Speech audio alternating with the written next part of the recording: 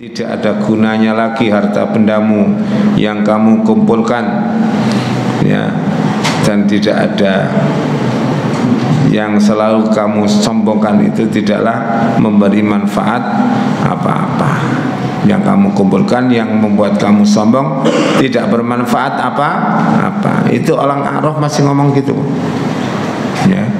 Itu orang yang masuk neraka. Dan yang gak enak itu jawaban orang ahli surga ketika dimintai, tolong dong berikan kepada kami air atau makanan dari surga. Jawabannya apa? Allah haramkan ini bagi kalian. Bahkan ada ucapan Allah yang mengatakan fal yabqu katsiran, silakan nangis yang banyak sekarang. Kamu dulu banyak tertawa, ya, ganti sekarang nangis sesing. Itu orang yang ada di neraka. Na'udzubillah min dzalik.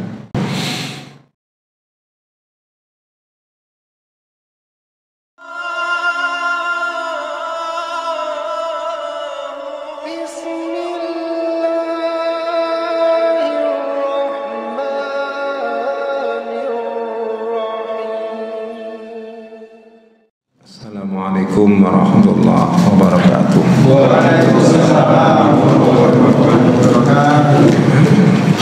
Alhamdulillah wa bihi nasta'inu ala umuri dunya waddin.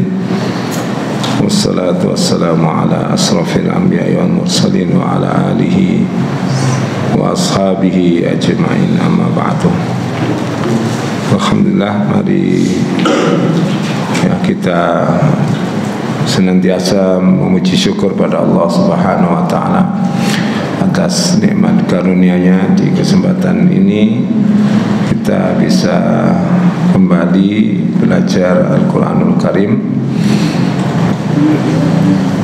sampai surat Al-Qari'ah, surat yang ke-101. Salawat salam mudah-mudahan terlimpahkan kepada Nabi kita Muhammad sallallahu alaihi wasallam. A'udzu billahi minasyaitonir rajim. Bismillahirrahmanirrahim.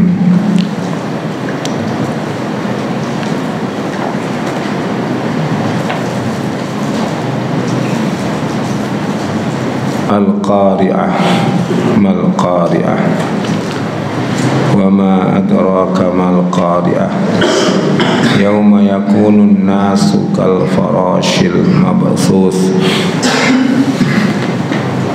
wa takunul jibalu kal 'ihnil manfush, fa amma man thaqulat mawazinuhu fa huwa fi 'aishatir radiyah, wa amma man khaffat mawazinuhu fa ummuhu hawiyah, wa ma adraka ma hiya narun hamiyah.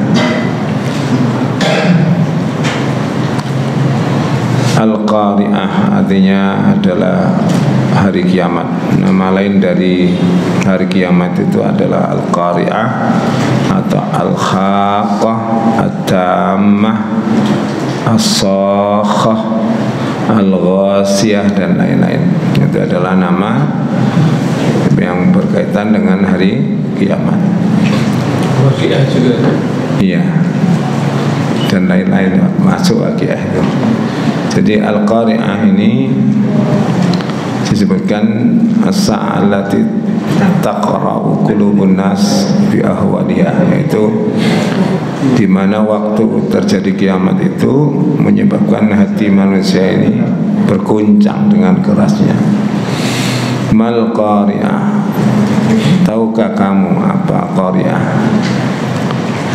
Wa ma adraka mal Qari'ah, dan tahukah kamu apa Qari'ah itu? Ya. Lalu Allah menjelaskan keterangannya. Yauma yakunun nas, yauma pada hari, yakunu ada, an-nasu manusia, kal farash seperti anai-anai, atau ada yang mengatakan laron, ya. Anai-anai itu kan laron. Al-mabthuth, ya, yang bertebaran. yaitu mereka bertebaran bercerai-berai ke sana kemari karena kebingungan menghadapi huru hara yang sangat menakutkan di hari itu. Jadi orang yang hidup kemudian kiamat terjadi itu disebutkan oleh Nabi, mereka adalah orang yang paling buruk ya. Manusia yang paling buruk itu adalah ketika kiamat terjadi mereka hidup. Nah, kenapa begitu? Karena memang kaum muslimin di dalam riwayat hadis itu dimatikan sebelum terjadi kiamat. Sebelum terjadi kiamat sudah meninggal semua. Jadi yang istilahnya mengalami kejadian yang sangat menakutkan ini adalah orang-orang yang kafir kepada Allah Subhanahu wa taala. Ya, di dalam surat Al-Qamar disebutkan ka'annahum jaradun muntashir. Mereka bagaikan belalang yang berterbangan.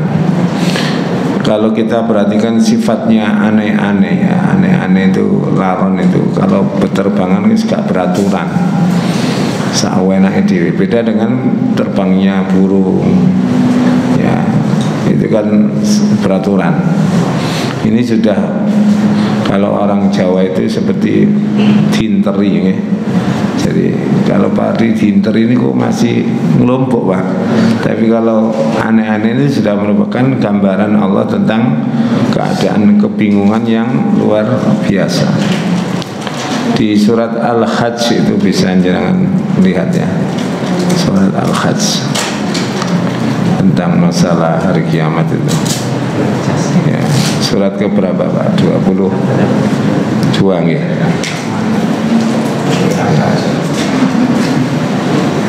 Coba dibersani ya. Ayat awal-awal itu.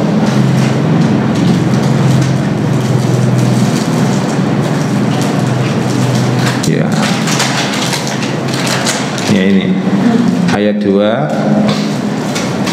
diceritakan bagaimana dahsyatnya hari kiamat. Yauma tarawunaha, yauma pada hari tarawunaha engkau melihatnya, tadhalu menjadi lupa, kullu murdiatin setiap wanita yang menyusui, amma arda'at terhadap apa yang disusukan.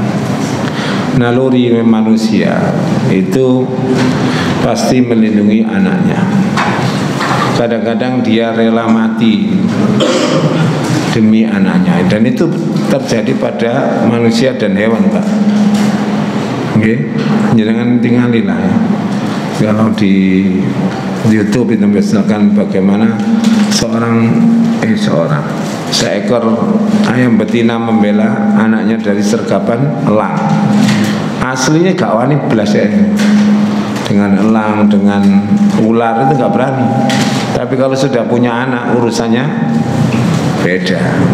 Dia akan bertarung demi membela kehidupan anaknya. Ini wanita sama ya, demi anaknya juga dia bisa melakukan apa saja. Tapi ini lalai ya, anaknya diletakkan lari pokoknya ya.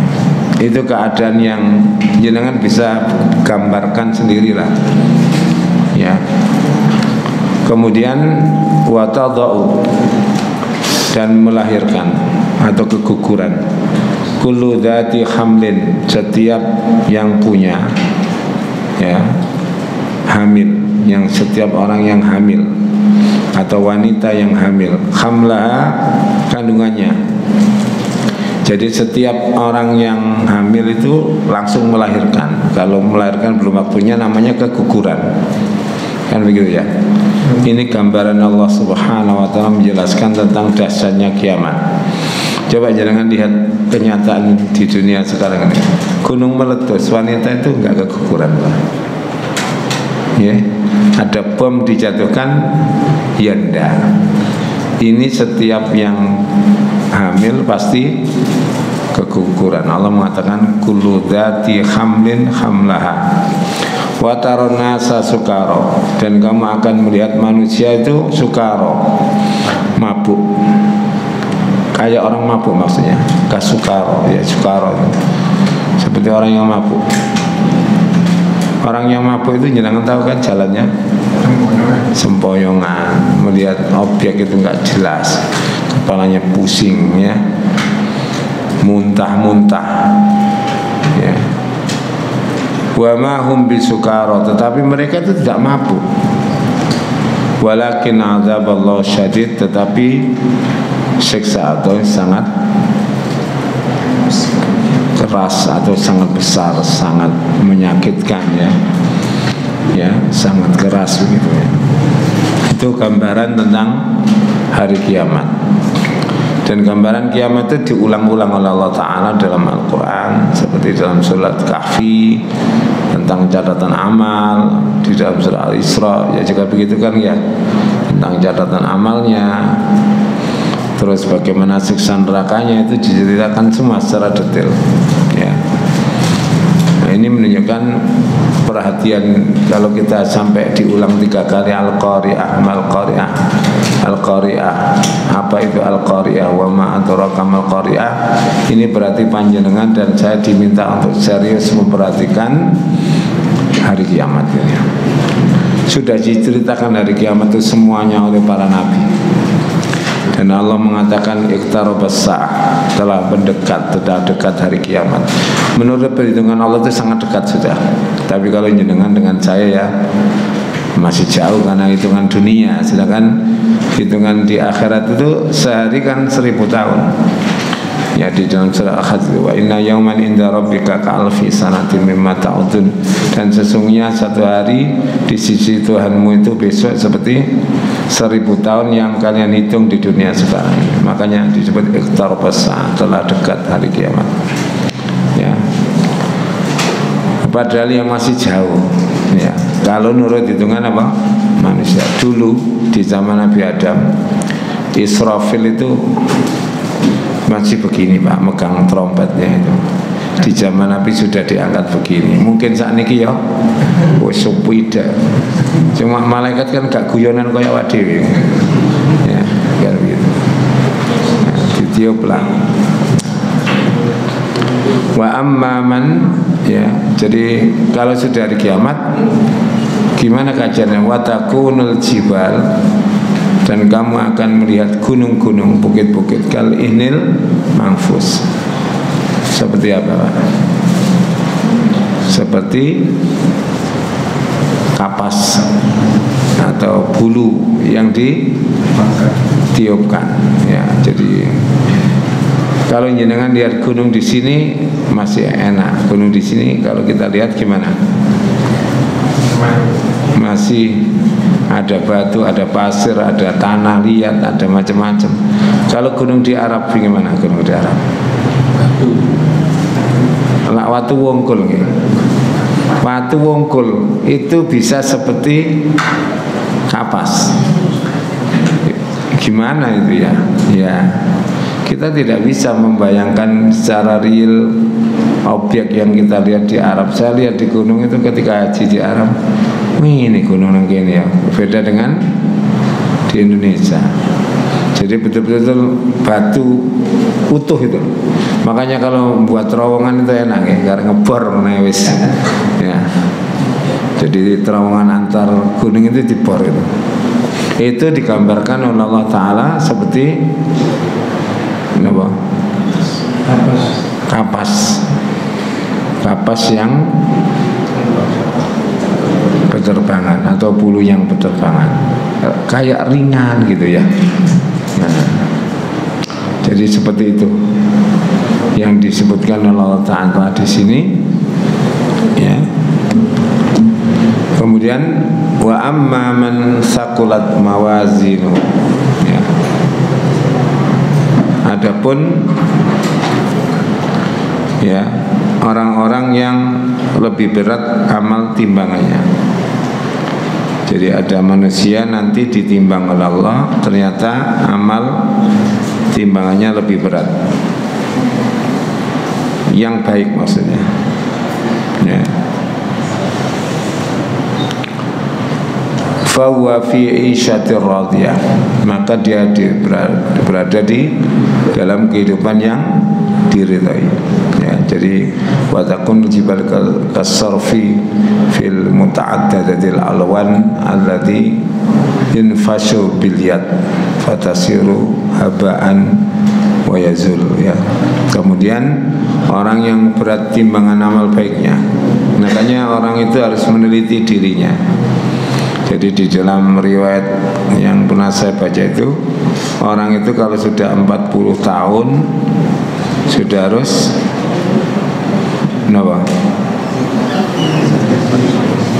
menghitung diri.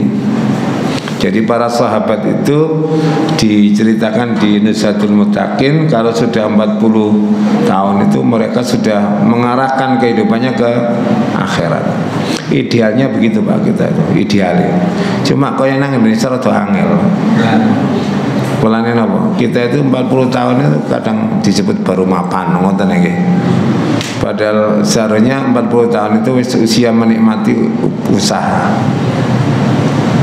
Ya, jadi dia nyambut gayanya kan Nabi itu kan umur selangkung nih, 15 tahun itu nyambut gaya, 4 bulan itu jadi Rasul sudah.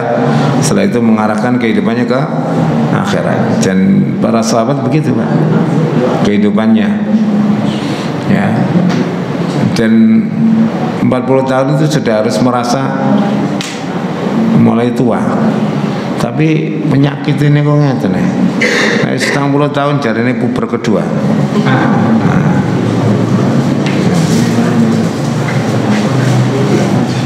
Gitu. Ya. Dan yang lebih ringan timbangannya fa ummuhu hawiyah. Ummu itu apa sih Pak? Dalam bahasa Arab apa arti ummun itu? Ibu kan? Ya, ibu. Fa ummuhu hawiyah, maka ibunya dia adalah hawiyah, neraka hawiyah. Wa ma adraka ma hiya narun hamiyah. Dan tahu ke kamu apa hawiyah? Apakah dia itu? Yaitu neraka yang sangat banyak. Jangan tahu, ibu itu kalau ketemu anaknya ngapain? Dipeluk, dicium, yes kaya ngoten niku neraka ndelok wong dosane akeh gemes ngertos. Ya. Jadi seperti itu keadaan orang di neraka. Kemudian pertanyaannya yang sering muncul kan, lalu bagaimana orang-orang yang amalnya di tengah-tengah? Maksudnya di tengah dosane 10 juta, amale ya 10 juta imbang. Itu sebagian ulama ya, dan menafsirkan mereka berada di Al-A'raf. Ya. Dan penduduk neraka dan surga itu bisa ngomong-ngomongan. Bisa ngomongan. Di dalam surah Al-A'raf 44. Wa nada ashabul jannati ashaban nar an qad wajadna ma wa'adana rabbuna haqqan fal wajadtum ma wa'adtum rabbukum haqqan qalu na'am fa adzana mu'adhdhinun bainahuma anna la'natullahi 'alal zalimin. Dan penghuni-penghuni surga berseru kepada penghuni-penghuni neraka dengan mengatakan, sesungguhnya kami dengan sebenarnya telah memperoleh apa yang Tuhan kami janjikan kepada kami. Jadi sing teng surga ngomong, saya sekarang ini sudah menemui janji Tuhan bahwa kami berada di surga. Lalu mereka bertanya, fahal wajadtum ma wa'ada rabbukum haqqan? Apakah kalian menjumpai apa yang dijanjikan Tuhanmu juga benar di neraka? Iya. Fa'adana mu'adzinun, maka kemudian seorang penyuruh malaikat mengumumkan di antara kedua golongan itu, kutukan Allah ditempatkan pada orang yang zalim. Jadi orang itu kalau di akhirat kelak itu hanya dua golongan aslinya. Nanti ashabul a'raf itu akan masuk surga juga. Ya. Tapi ditahan dulu. Nanti saya bacakan ayatnya. Jadi wa fariqun fil jannati wa fariqun fis sa'ir. Sebagian masuk neraka dan sebagian masuk surga. Wa bainahuma hijab, ini ya. Di antara wa bainahu hijab, di antara keduanya penghuni surga dan neraka itu ada batas, ada dinding. Hijab itu loh. Wa 'alal a'rafi rijalun ya'rifuna kullam bisimahum, dan di atas Araf ada orang-orang yang mengenal masing-masing dari dua golongan ini dengan tanda-tandanya. Ya, kalau penghuni surga jelas mukanya bersih, bersinar. Kalau penghuni neraka mesti hitam. Yauma taswaddul wujuh, pada hari di mana muka-muka itu hitam, di surah Ali Imran. Mboten enten wong ganteng, wong ayu langsung neraka. Sampe eling-eling niku nggih.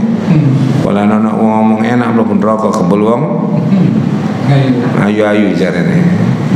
Itu pelecehan itu ya, pelecehan terhadap orang cantik dan pelecehan terhadap neraka. Kasihan yang cantik kan. Wa nadau ashabal jannah, dan mereka memanggil penghuni surga, an salamun alaikum, ya, dengan ucapan salamun alaikum, ucapan kita di dunia ini, ya. Lam yadkhuluha wa hum yatma'un, mereka belum memasuki surga dan mereka sangat menginginkan segera masuk. Berarti memang ahli Al-A'raf ini akan masuk surga, cuma masih ditahan Allah Ta'ala. Durung waktu nih kalau besar kok. Salah timbangannya kenapa? Ngepres. So, amali ngepres, tulisannya roda akhirnya ngepres ya. Makanya jenengan itu timbang-timbang amal kita masing-masing, kira-kira nek dihitung menang ndi, ngoten lho.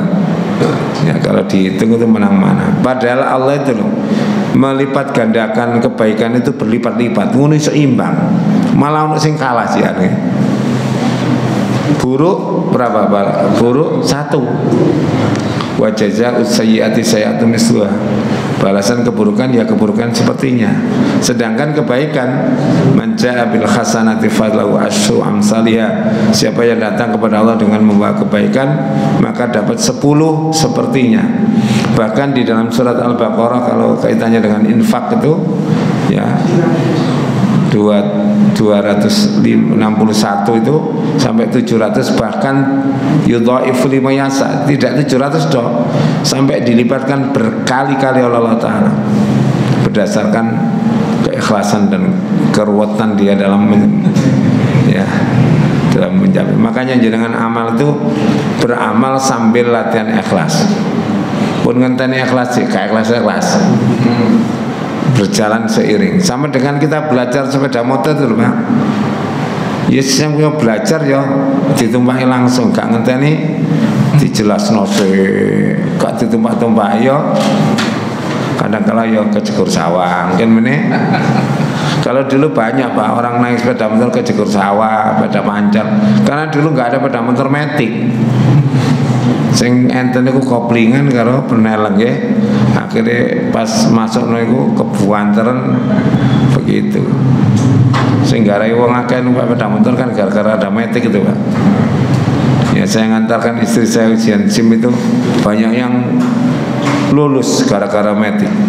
Peraturannya langsung diganti oleh polisinya. Besok tidak boleh pakai metik. Padahal jalan itu ada banyak metik.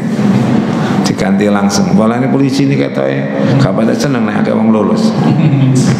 Beda dengan guru. Kalau guru itu siswanya lulus sopan nang. Kalau lulus itu ditangisi kok nggih. Wa idza surifat absaruhum tilqa ashabin nar. Nah, ini. Dan ketika ashabul araf itu dipalingkan ya matanya ke neraka, qalu rabbana la taj'alna ma'al qaumidz zalimin. Ya Allah, jangan jadikan kami bersama orang-orang yang zalim. Wa nada ashabul araf rijalan ya'rifunahum bisimahum qalu ma aghna ankum jam'ukum wa ma kuntum tastakbirun. Dan penghuni Araf berseru kepada beberapa laki-laki yang mereka lihat tanda-tandanya. Mereka mengatakan, tidak ada gunanya lagi harta bendamu yang kamu kumpulkan ya, dan tidak ada yang selalu kamu sombongkan itu tidaklah memberi manfaat apa-apa. Yang kamu kumpulkan yang membuat kamu sombong tidak bermanfaat apa-apa. Itu orang Araf masih ngomong gitu ya, itu orang yang masuk neraka. Dan yang enggak enak itu jawaban orang ahli surga ketika dimintai, tolong dong berikan kepada kami air atau makanan dari surga. Jawabannya apa? Allah haramkan ini bagi kalian. Bahkan ada ucapan Allah yang mengatakan fal yabqu katsiran, silakan nangis yang banyak sekarang. Kamu dulu banyak tertawa, ya, ganti sekarang nangis sesing. Itu orang yang ada di neraka. Na'udzubillah min dzalik. Mudah-mudahan kita tidak termasuk ini ya. Karena orang masuk surga itu ya memang di dalam kitab hadis Riyadhus Shalihin itu orang masuk surga itu bukan semata-mata amal. Bukan semata-mata termasuk di dalam kitab Sahih Bukhari. Tetapi karena rahmat Allah. Sampai sahabat tanya, termasuk jenengan ya Rasul? Iya, termasuk aku. Bukan karena amalku, ya karena Allah selalu meliputi rahmatnya kepadaku. Makanya kita minta rahmatnya itu. Ada kalanya amalan itu sedikit, tapi Allah mensyukuri amal itu sehingga dia masuk ke dalam surga. Coba jenengan perhatikan hadis pembunuh 100 orang itu. Orang bunuh orang 100, tapi dia dimasukkan surga gara-gara ja'a taiban ilallah ta'ala. Dia datang kepada Allah dalam keadaan taubat. Taubat itu amalan hati yang utama, ya, bukan amalan lisan. Ini pentingnya kita ya ketika bersalah itu mengaku salah kepada Allah Subhanahu wa ta'ala. Mengaku salah, al-i'tiraf bidzunub, mengakui kita itu berdosa. Lalu kita berjanjilah tidak akan mengulang kembali. Tapi kadang balik ini mana ya? Napa ngoten niku? Janji di balik ini mana? Janji mana di balik? Alhamdulillah Allah Taala itu tetap mengampuni, Pak. Bukan seperti kita. Bualani mana kan sepuro. Ya, Allah di dalam kitab Al-Lu'lu' wal Marjan sebutkan Allah senantiasa mengampuni. Baru ditutup pintu tobat itu ketika kita itu sakaratul maut. Innallaha la yaqbalu taubatal 'abdi malam yughargir. Allah akan mengampuni setiap tobatnya hamba selama dia belum sakaratul maut. Ya, masih terbuka. Salah jauh sepuro diterima mana? Salah mana diterima mana? Allah itu Maha Pengampun, Maha kok. Ghafur, Maha Pengampun. Kalau jenengan kan beda dengan Allah. Allah itu kalau dimintai, makanya Allah itu berbeda dengan makhluk laisa kamitslihi syai'. Tidak ada yang sama dengan Allah. Kalau manusia dimintai, muring-muring Pak, ini terus-terusan. Niki lho pinten ciregane. 500 saya. Atau 1000 lah katakan, 1000. Minta air setiap hari selama seminggu. Sampai 7.000 aja. Tapi sampai jauh terus, setelah tiga sakardus sampai. Kira sakardus, ojo jauh mana wis. Belenger aku buka lawang. Ya. Kalau Allah Ta'ala senantiasa dimintai, Allah senang kalau hambanya minta itu. Kalau jenengan berdoa berarti jenengan merasa lemah dan merasa selalu butuh kepada Tuhan kita. Jangan ngomong betul. Allah itu senang kalau hambanya merintih-rintih. Makanya seringkali datang pertolongan Allah Ta'ala kepada para nabi, para orang salih. Jangan lihat, mesti di puncak mereka dalam seakan-akan mau putus asa, baru datang pertolongan. Ya. Sahabat-sahabat itu pernah datang kepada Nabi SAW. Waktu itu Nabi bersandar ya di Ka'bah, fidhili Ka'bah, ya bertelekan di situ. Lalu ya Rasulullah ala tantasiru lana, tidakkah engkau minta tolongkan kami kepada Allah? Ala nad'u lana, tidakkah engkau mendoakan kami ya Rasulullah supaya kami dimenangkan atas orang kafir? Tambah Nabi cerita dulu ada seseorang yang beriman, lalu dia disuruh kafir, dia tidak mau, diletakkanlah gergaji di kepalanya. Ingin dipacok celeng mari, geraji ya, digeraji krek, leren takoni krek, mereka tidak keluar dari agamanya. Ada yang disisir dengan sisir dari besi sehingga terkelupas dagingnya atau kulitnya dan kelihatan tulangnya. Itu tidak menghalangi mereka dari menuhankan Allah Ta'ala. Ya itu terjadi betul, Pak. Termasuk di zaman sekarang di penjara-penjara perang itu seperti itu yang terjadi. Sampai ada petinju Palestina itu keluar sampai kurus kering, ya, disiksa oleh orang-orang Israel itu, ya, itu contohnya. Na'udzubillah. Tapi Allah tetap mengingatkan kita, la yukallifullahu nafsan illa usaha. Pun bisa dimengerti ya ayat ini ya. Nah, seperti itu. Ya, ganti ya ayatnya. Suratnya Ustaz. Suratnya ganti. Makanya Ustaz. Nggih. Berkenaan dengan masalah timbangan ini Ustaz. Ya, mizan ya. Masalah pahala sama dosa. Kan tadi kan kalau berat timbangannya dia akan mengalami kehidupan yang menyenangkan. Kalau ringan timbangannya, nah, masalahnya begini Ustaz. Ada nggak mungkin di hadis sebelum nemu yang kita itu bisa mengetahui kira-kira timbangan kita itu lebih banyak atau lebih sedikit? Karena kan kalau nggak salah di hadis yang lain dikatakan bahwa ada umat, ya, ada orang yang amalan surganya itu luar biasa, dia sama surga itu hanya sejengkal, tapi ternyata hidupnya masuk neraka. Tapi ada orang yang amalannya sebaliknya. Sebaliknya. Ini ada nggak kira-kira kita bisa mengukur kira-kira sekarang kita ini amalan kita ini lebih banyak ringan atau berat gitu, ada nggak cara mengukurnya misalnya? Kalau mengukurnya adalah muhasabah, introspeksi. Jadi kalau Umar itu mengatakan khasibu anfusakum. Khasibunya hitunglah atau hisablah amal kalian qabla an tuhasabu, sebelum kalian dihisab oleh Allah. Jadi dihitung sendiri, Pak. Kira-kira saya dari ini tadi gimana? Kalau misalkan kita sudah jam 9 tak rasa-rasa aku gak zikir belas, ya, murid saya kok ngomong gak penting-penting, maka seperti itu Pak Yusuf. Jadi muhasabah diri. Kemudian kalau kita merasa kurang, cari satu amalan yang ringan tapi pahalanya banyak dan berat, ya, yang memberatkan timbangan itu ada, Pak. Satu dalam hati itu al-istighfar. Nabi mengatakan tuba liman wajada fi sahifati istighfaran katsiran. Sangat beruntung orang itu yang didapati di catatan amalnya itu istighfarnya banyak. Istighfar itu kalau kita ya karena salah dan dosa. Tapi Nabi kok beristighfar? Karena Nabi tidak salah dan tidak dosa.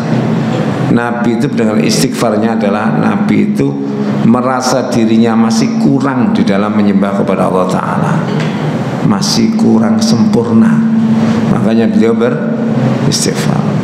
Yeah.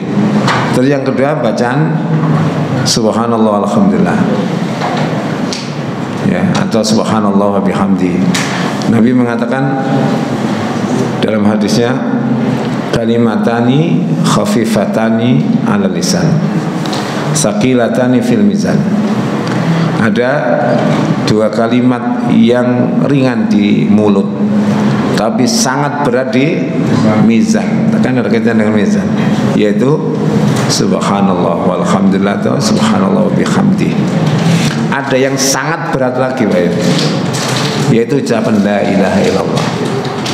La ilaha illallah yang jenengan ucapkan khalisan min qalbi, murni dari hati. Makanya ketika kita mengucapkan la ilaha illallah itu masya Allah beratnya orang ukur. Kalau itu diucapkan dari hati yang jernih, lisan yang bagus, yang tulus. Jadi dalam hadis dinyatakan saya lupa Pak lafadznya, ya, saya terjemahkan aja ya. Andai kata lau annas samawati sab'a, begitu kan insyaallah. Lau annas samawati sab'a wal ardina sab'a wa amirahunna fi kifatin wala ilaha illallah fi kifatin lamalat bihinna la ilallah. Begitu. Andai langit yang 7 dan bumi yang 7 dan penghuninya semuanya kecuali Allah, ya, diletakkan dalam satu mizan timbangan, dan la ilallah diletakkan di satu mizan, masih berat la ilallah. Makanya yang sering mengucapkan la ilaha illallah atau la ilaha illallah ta'ala syarikalah lahul mulku wa lahul hamdu wa huwa ala kulli syai'in. Jangan mengucapkan 10 saja, Pak. Pagi sore, Masya Allah balanya. Apalagi mau 100 atau lebih dari 100. La ilaha illallah wahdahu la syarika. Itu tidak terlihat oleh kita berapa jumlah pahalanya sekarang, tapi besok akan kita unduh. Itu cara memberikan bobot yang jelek kepada nama mizan kita. Nonton nggih? Cukup kan nggih? Pun nggih. Cara diri muhasabah, kalau kurang ya kita banyak zikir kepada Allah Subhanahu wa taala. Dan Al-Qur'an ini termasuk baca Quran itu juga pahalanya sangat besar. Ya, sangat besar. Satu huruf 10. Kalau jangan baca bismillah, bismillahirrahmanirrahim 19. Fatihah, apalagi Al-Baqarah, wah, banyak itu. Tapi motivasi kita adalah mardhatillah, untuk meraih ridha Allah. Sedikit kalau Allah ridhoi selesai, Pak. Ya? Makanya motivasi utamanya adalah ibtigha'a mardhatillah, mencari ridha Allah. Pahala boleh dicari, boleh. Ya. Apa takut neraka itu tidak salah, tidak sama sekali, karena Rasulullah mengingatkan ittaqun nar, takutlah kamu masuk ke dalam neraka. Bahkan Nabi itu kalau wirid Allahumma ajirni minan nar, Allahumma ajirni minan nar, ya seperti itu. Dilanjutkan apa? Ya, ada kesan. Ya. Kenapa tanya jawab? Monggo. Nek sakit gitu kalau jawab, nek sakit PR. Nggih, monggo. Dari sisi bahasanya. Nggih. Itu tadi yauma yaqumun nasu. Anas itu kan muannas. An-nas itu mudzakkar, Pak. Mudzakkar ya? Nggih, mudzakkar. Kalau Al-jibal muannas. itu kan sudah. Nggih. Takunul jibal. Ngeten. Boleh bahas bahasa ini ya. Al-jibal itu jamak taksir dari jabalun. Benda-benda yang tidak berakal apabila dijamakkan dimasukkan muannas majazi. Yeah. Jadi dianggap muannas, digolongkan muannas. Yeah. Anggota tubuh yang berpasangan dianggap muannas. Udhun itu telinga, dianggap perempuan. Mata, yeah. Hidung, enggak. Kaki berpasangan. Untuk anas laki-laki, wa takunul jibal jangan pakai tak ya film. Yauma yakunun nas pakai ya, Pak. Ya itu mudzakkar. Nggih. Nggih. Itu bahasa, Pak, bahasa Arabnya. Yauma pada hari yakunu ada apa? Anasu menungso lah ngoten ya. Ya, kal faroshil mabsus. Kalau ada ka itu tasbih namanya. Ini ilmu balaghahnya, Pak. Kalau jenengan enggak pernah belajar bahasa Arab nggih, mboten ngertos nggih. Nek wis minimal ngerti fiil, isim huruf lah ya. Ya, nanti dasarnya kan itu, Pak, belajar bahasa Arab. Ya, setelah itu nanti mengerti jumlah fi'liyah dan jumlah ismiyah. Nanti ciri-cirinya kan begini, kalau jumlah fi'liyah itu kan fi'ilnya di depan, kalau fa'il kan gitu. Nah, fi'il itu predikat, Pak Isa. Fa'il itu subjek. Ini nanti fi'ilnya tunggal, fa'ilnya bisa mufrad, musanna, jama'. Tapi kalau dibalik, fi'ilnya ngikuti mubtada'nya. subjek itu disebut mubtada kalau di depan. Ya. Jadi misalkan saya contohkan ya. Al-kursi jamilun. Ya. Al-kursiyani jamilani. Lah ngoten ya. Al-karasi jamilah karena dia dianggap perempuan. Kalau laki-laki al-muslimuna yusalluna, kan begitu. Ya, al-muslimu yusalli, al-muslimun, al-muslimani yusallani, ya, sholat yusalli, yusalliyani gitu. Al-muslimuna yusalluna, kan begitu. Kalau dibalik sholat atau tam, sholat muslimu, sholat muslimani, sholat muslimuna. Kalau perempuan yang menjadi sholat al-muslimatu begitu. Seperti kolat begitu. Kalau fi'il madhi, kalau fi'il mudhari taknya jadi ya seperti itu. Ini gue belajar apa? Bahasa. Niku biasanya konco-konco niku seneng nek pas omong-omongan bareng kena analisanya sudah mulai merodoli, makanya betul saya kaget nih, bersarap dibuka kelas itu biasanya 40 orang. Untuk mari ngono oleh 3 minggu kare separuh.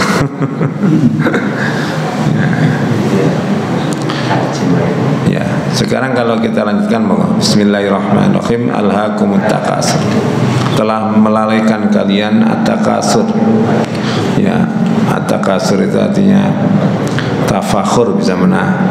Ya, telah melalaikan kalian dari mentaati Allah, at-tafakhur bi kasratil amwal wal aulad, dengan bermegah-megahan dalam memperbanyak harta dan keturunan.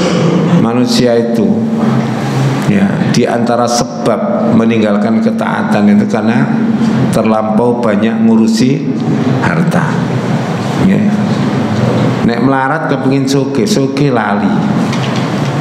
Ya. Ketika orang fakir banyak ingat Allah. Orang fakir itu. Kenapa? Karena hidupnya serba kekurangan. Dia merasa butuh kepada Allah.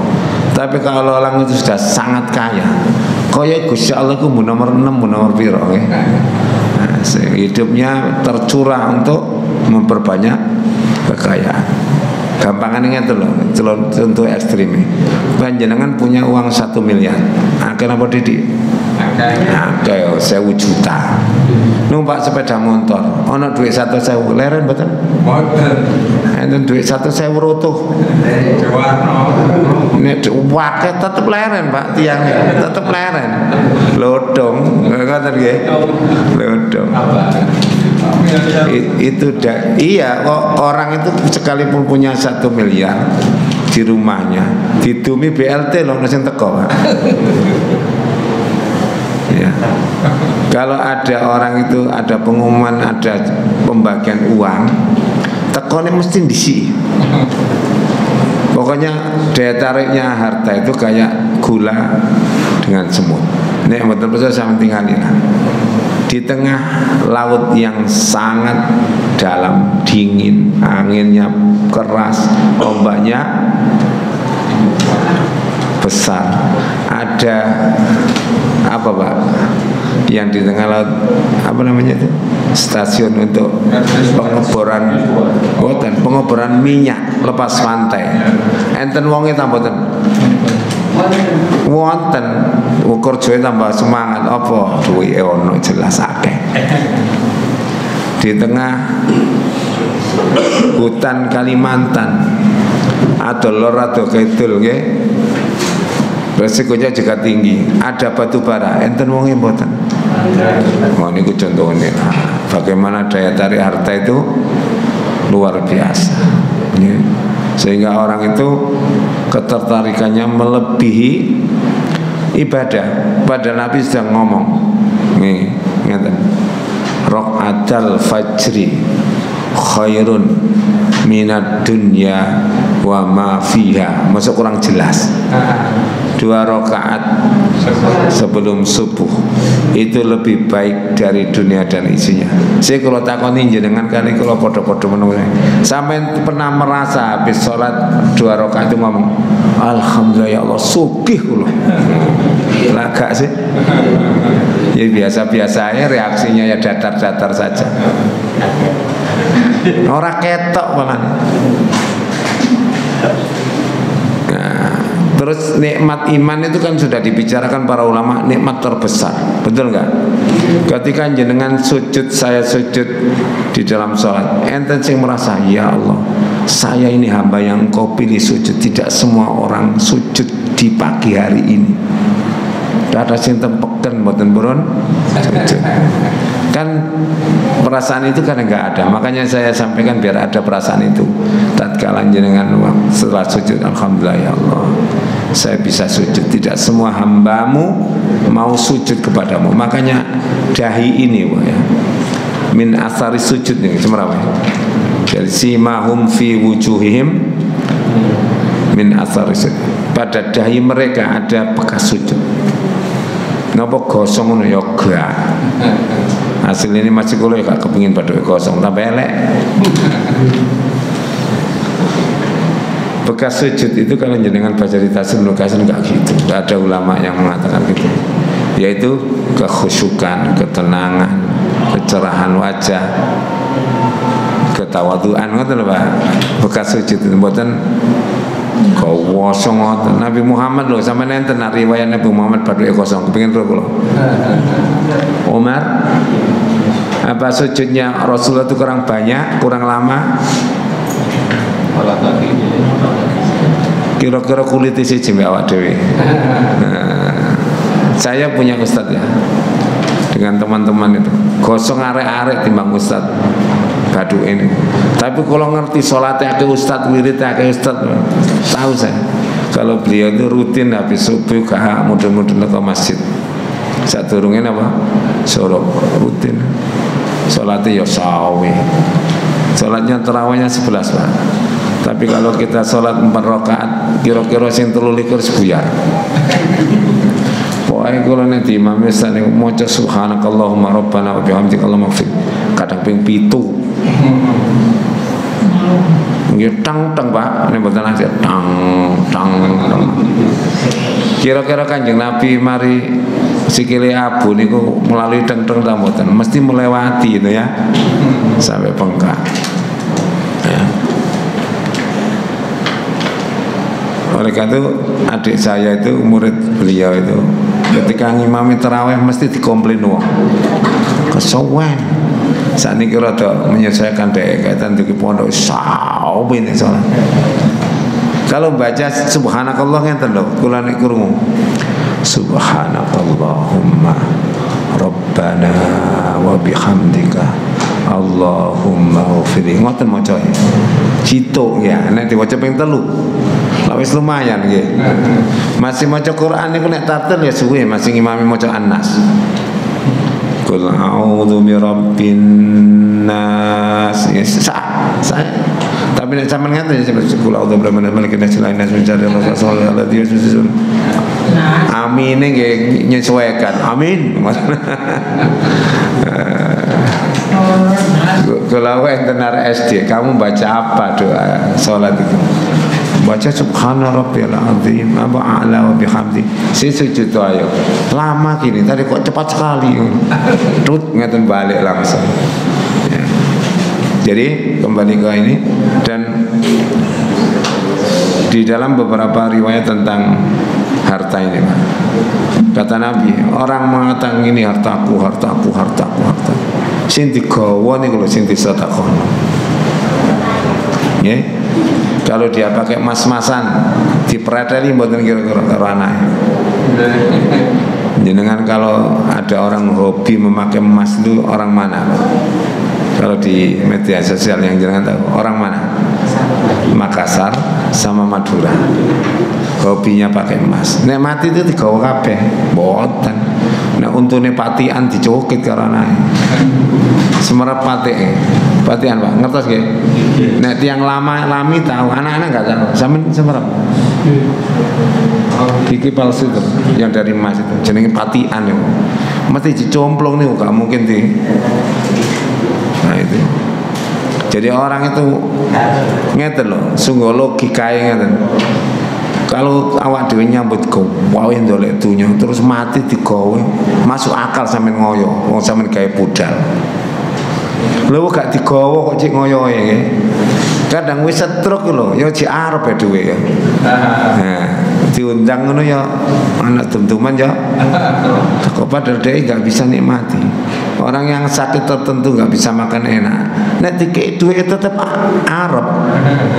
Polane duwe gak ono asam urat, gak ono kolesterol, gak ono napa? Darah tinggi, diabetes, gak ono kabeh, semuanya hilang. Daya tariknya gitu. Makanya Nabi SAW bersabda dalam hadis ya Shalihin itu kalau nggak ada Tirmidzi Abu Dawud, likulli ummatin fitnah wa fitnatu ummati al-mal. Setiap umat itu ada fitnahnya, dan fitnah umatku Muhammad ini adalah harta. Wis sampean delok lah kenyataan di dunia perpolitikan, di dunia perizinan macam-macam. Ya, sajane syarat itu lengkap balik. Itu ada teman saya izin sampai pintu balik terus ditelok kali pegawai ini apa sih mas sampai balik saya tak tolong berkas sampai wis lengkap tapi kurang apa amplop kaono ngono tak kena ketwingi jare ngono cek balik itu loh daya tariknya ya luar biasa. Kadang sih dikai ngomong ikhlas lo yo ngoten yo wedi hartanya gak halal ngomong ikhlas mas yo ikhlas ngomongnya terpaksa ikhlas aslinya yo gak belas. Ya jenengan misalnya ketangkep polisi terus ngomong ikhlas ya Pak, aslinya yo gak timbang dawa-dawa kan ngomong ikhlas. Kan begitu. Itu daya tariknya. Sing ngeruh ae di babat apa maneh sing karo. Saya itu cari teman saya akrab dengan saya Pak. Saya tanya, ini contoh aja, nggak perlu saya sebut nama masjid orang nggak saya sebut. Terus saya tanya, Pak orang itu di mana? Kok nggak kelihatan? Dipecat gitu. Kenapa? Melarikan uang masjid loh. Duit masjid ditempat. Iku nek jepuro ku ya apa? Padahal jari Imam Nawawi nek dhuwit niku dijupuk, dibalekno kan. Lah niku nek dhuwit sak kaleng mbek rekeninge kabeh. Piye oleh ya sepuro? Jarine jamaah mereka dhuwit kula nggih katut digondol niku. Jadi membawa uang masjid itu mulai dari uangnya plus ATM-nya plus bukunya semuanya dibawa. Apa gak roh? Karun wong ini ngomong mek kula, semua akan selesai dengan syariat Islam. Syariat Islam. Lah kok ngono? Gak cocok ngono. Ya, makanya kadang lambe itu tidak melambangkan hati, Pak. Nek hati itu wong meso ya dihukumi meso, gak iso meso itu. Terus maka dipisui makano terus dadi umroh iku karomah. Wong lain sing ngomong ngoten nggih. Nggih, kula nek ndelok wong pikirane terbalik iku repot. Kecap iki mesti nomor 1. Enten sing jauh dipisui sampean pisui Gus, kula ndek dhuwit 10 juta, utang 10 juta sampean pisui. Engko tak gawe nyaur. Sampai gitu itu. Fenomena yang saya lihat lucu-lucu omong. Terus berikutnya apa? Sampai lali ya. Hatta zurtumul maqabir. Lupa terus, sibuk terus dengan itu. Loh, tidak terasa dia mati masuk ke kuburan. Orang yang mau tobat itu kadang-kala tertunda gara-gara melihat merasa usianya masih panjang. Kalau takoni sampean nggih. Sampai nek nyelawat rumangsa jange mati apa jik suwe aku. Ayo sampean kula takon. Kabeh ngene jik suwe aku. Sapa sing jamin? Nek awak dhewe sing nyelawat gak meniti selawat, nggih. Ada orang yang memandikan jenazah, besok dia dimandikan, itu ada. Teman saya ada, Pak. Dia yang ngurusi pemakaman si fulan, besoknya dia yang diurusi. Bahkan ada tetangga saya yang bawa catatan, Bu, guyon ngoten. Enten wong mati, sapa sing daftar mati tak catete. Dek dari daftar. Makanya macam-macam kan malaikat maut ya. Kedaftar temen hilang. Iya, bawa Pak, bawa catatan. Sapa sing daftar? Ini tak catete. Kali guyon-guyon data dia yang didaftar. Itu saya sapa, saya tidak tahu kalau dia yang kecelakaan. Jadi papakan kali kula sapa? Wis cak. Krungu kula duar ngoten. Di perapatan itu. Saya enggak nyangka kalau beliaunya gitu. Ya, jadi tidak langsung meninggal dunia, dirawat di Dr. Sutomo, terus keluar cairan bening itu Pak ya. Sudah tidak ada harapan ya. Itu contohnya. Yang namanya kematian itu menyergap sewaktu-waktu. Kemarin tadi Probolinggo, mobil ambulan ngantarin jenazah kembali lagi ke rumah sakit, ketabrak kereta api. Sopirnya meninggal langsung di situ. Iya. Ya, kalau kemarin saya ke Mojokerto ada 2 kali kecelakaan sepeda motor, tapi nggak meninggal. Tapi nggih anjene arek enom niku ngoten Bu, nek kurang kecelakaan niku kurang melete nggo vario wis lampu abang disikat ae. Parok. Nek wis ngono gedhen lapo mau. Merodoli. Terus ada yang di Mojokerto waktu saya pulang di lampu merah juga sampai kelet sepeda motor. Nah itu contohnya. Anak-anak sekarang itu kan ejek dilu. Nah, ini contohnya. Jadi Utsman bin Affan itu kalau melewati kuburan mesti nangis. Kuburan itu nangis. Kuburan itu bahasa Arabnya kobrun atau makobir namanya. Bukan makam. Kalau makom itu tempat pijakan atau tempat berdiri. Ya, jadi Allah menjadikan makom Ibrahim itu sebagai musola, itu bukan kuburannya Nabi Ibrahim. Kan memberikan makam koyo bahasa Arab padahal tutung ya. Makbarah atau makobir. Jadi makbarah. Ya. Jadi kubur itu kalau orang disiksa kata Utsman ya masih di neraka dia. Ya, makanya jangan sampai kita kena azab kubur. Ya, Allahumma inni a'udzubika min adzabi jahannam wa min adzabil qabri wa min fitnatil mahya wal mamat wa min fitnatil masiihid dajjal. Banyak versinya doanya ya. Jadi kemudian setiap orang mukmin itu atau kafir pasti dihimpit oleh kubur saat pertama. Orang mukmin supaya merasakan dan dia bersyukur kepada Allah karena dibebaskan dari azab kubur. Dan hak itu banyak orang-orang yang baik tidak tersentuh sama sekali oleh pembusukan, tetap wajahnya. Ada yang tadi saya lihat di situ 40 tahun dikuburkan Pak, dibongkar masih ganteng tersenyum. Kayak bukan kayak orang tidur, tidak seperti mayat karena tidak pucat. Saya tolong dijawab oleh guru biologi yang mengatakan bakteri pengurai. Lah ngomong katanya produsen 1, konsumen 1, lah ngerti produsen, konsumen 1, konsumen 2, konsumen 3, lalu dia mati. Kalau mati ada bakteri, benar itu teorinya, benar. Secara umum begitu. Tapi kalau berhadapan dengan kekuasaan Allah, wis gak ngomong teori. Ya, sudah tidak bisa dibicarakan karena innallaha ala kulli syai'in qadir. Dan itu real loh Pak ya. Di hadapan kita itu fakta. Bahkan yang ada di Aceh pernah terjadi ketika tsunami, ada seorang wanita yang jilbabnya aja nggak lepas meninggal. Dia siapa? Ustazah hafid Quran ya. Ya dilakoni nek Quran kayak dukun ya padha ae. Napa enten? Wonten Pak. Apalno Quran damel jasad jin aja ada kok. Kula nanti kan ketemu tiyang ngoten niku. Kula wacana Al-Baqarah awal wis mutal ya. Ya sampeyan hafal Quran wae. Kula ben ngapalno Quran enten mantrane. Jadi pakai hizib tertentu yang mendatangkan jin dari dia sangat cepat hafal. Jadi itulah penyimpangan-penyimpangan di dalam amal. Saya kira ini dulu. Insya Allah kita bisa ulang kembali di lain kesempatan. Ya, bulan lagi. Subhanakallahumma wa bihamdika asyhadu